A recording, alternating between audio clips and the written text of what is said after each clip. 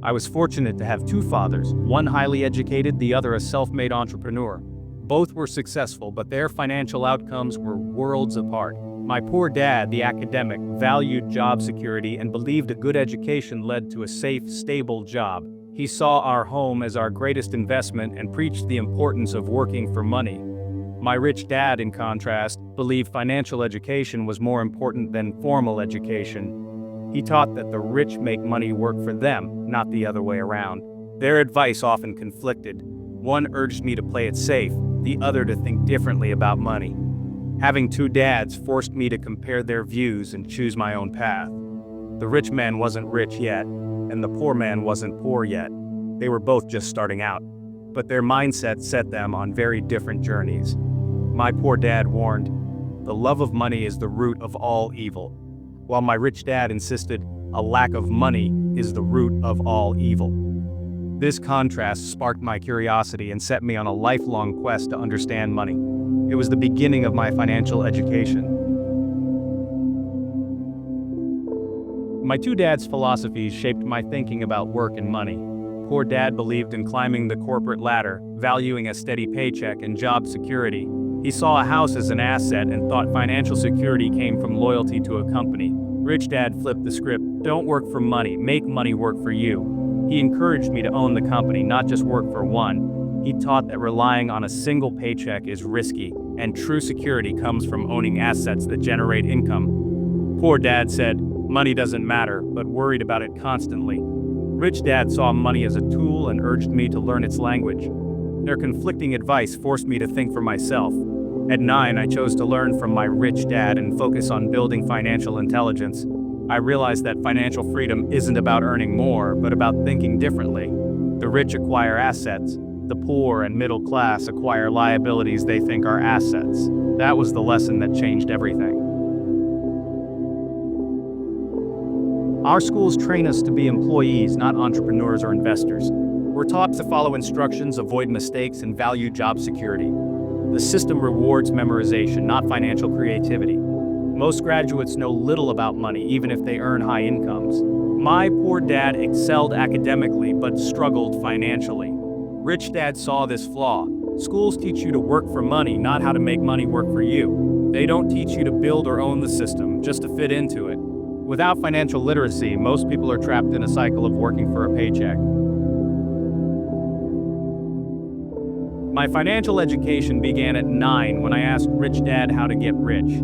He offered me and my friend Mike a job at his store for 10 cents an hour, barely anything even then. After weeks of menial work, I was frustrated and ready to quit. Rich Dad explained, "Most people focus on their paycheck and miss bigger opportunities."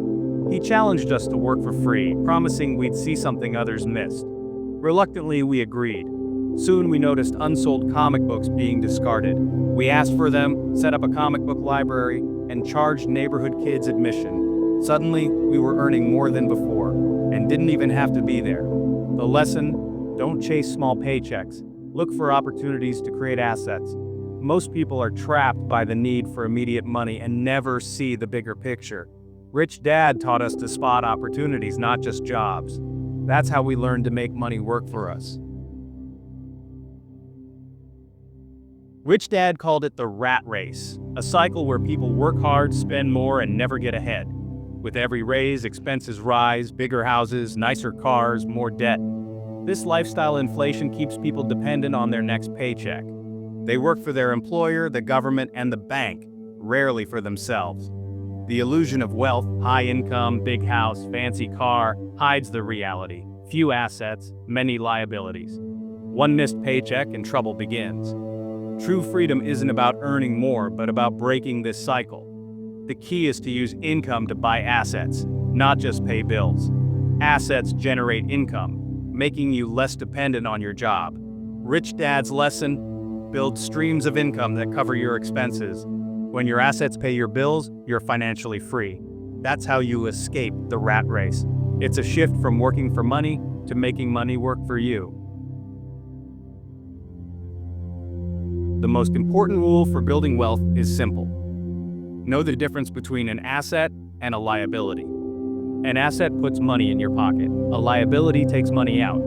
The rich focus on acquiring assets.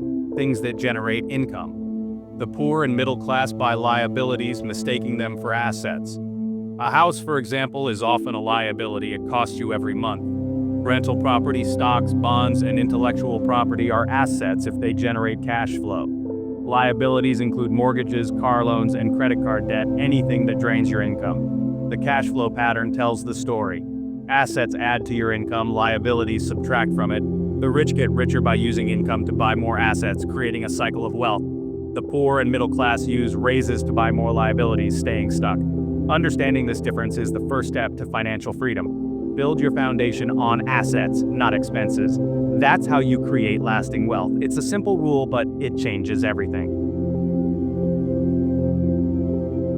The biggest lesson from my two dads was that mindset shapes your financial destiny.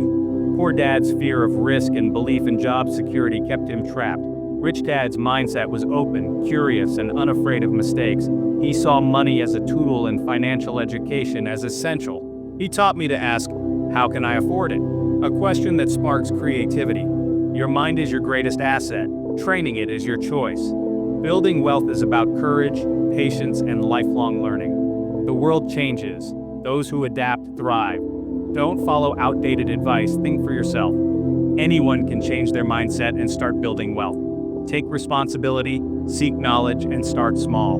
Learn the difference between assets and liabilities, and acquire assets.